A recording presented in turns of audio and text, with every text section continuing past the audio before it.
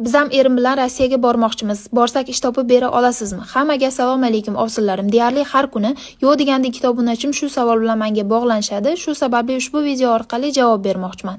Xotinlarga ish topib bera olasizmi? Yosh bolam bilan borsak bog'chaga joylay olamizmi? Til bilmaymiz. Shu kabi savollar juda ham ko'p. Hurmatli kuzatuvchim, har yerni qilmang orzu, har yerda bor toshu tarozu. O'zi maza qilib yuribdi-yu eri bilan demang. Biz Moskvaga kelganimizga 4 yil bo'ldi. Bu qisqa muddat emas. Shu yillar ichida bu boshkinalarga nimalar tushmadi. Aytaman desam Instagram ko'tara olmay qoladi. Har narsa sizga ko'ringanday holatda bo'lmasligi mumkin. Ekranga faqat yaxshi kadrlar joylanadi. Sababi meni ham uyda ko'zlari to'rt bo'lib kutayotgan onajonim borlar. Ularni siqilib mendan xavotir bo'lishlarini xohlamayman.